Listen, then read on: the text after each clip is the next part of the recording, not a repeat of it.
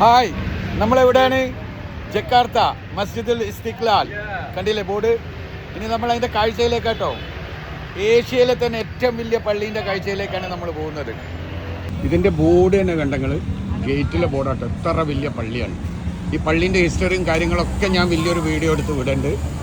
പള്ളീൻ്റെ ഒരു കാഴ്ച നമുക്ക് കാണാം. പുറത്ത് നമ്മൾ കാണുമ്പോൾ കണ്ടില്ല നിങ്ങൾ, നമ്മൾ മക്കത്ത ഭാഗങ്ങളിലൊക്കെ പോയ രീതിയിൽ പുറത്ത് സ്ഥലങ്ങളിലൊക്കെ ഇഷ്ടംപോലെ സെക്യൂരിറ്റി, ഫുഡുകൾ, കാര്യങ്ങൾ എല്ലാം ഉണ്ട് കേട്ടോ. ഇവിടെ നമ്മളെ പള്ളീൻ്റെ ഒരു ഓറൽ കാഴ്ച നമുക്ക് കാണാം. ഇത്രയും വലിയ കോമ്പൗണ്ടാണ്. 1968 ഇതിൻ്റെ ഉദ്ഘാടനം കഴിഞ്ഞിട്ട്. മസ്ജിദുൽ ഇസ്തിക്ലാൽ എന്ന പേരിൻ്റെ ഉദ്ദേശം തന്നെ ഇവർക്ക് സ്വാതന്ത്ര്യം കിട്ടിയ വകയിലുണ്ടാക്കിയ പള്ളിയാണ്. ഇസ്തിക്ലാൽ എന്ന് പറഞ്ഞാൽ സ്വാതന്ത്ര്യമാണ്. അതുകൊണ്ട് സ്വാതന്ത്ര്യം കിട്ടിയതിന് ശേഷം ഇവർ നിർമ്മിക്കപ്പെട്ട ഏറ്റവും വലിയ പള്ളികളിൽ ഒന്നാണ് മസ്ജിദുൽ ഇസ്തിക്ലാൽ.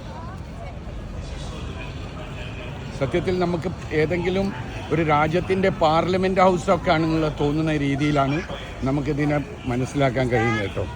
ഇവിടെയൊക്കെ നമുക്ക് ഷൂസ് കാര്യങ്ങളൊക്കെ വെക്കാനുള്ള സൗകര്യങ്ങളുണ്ട്.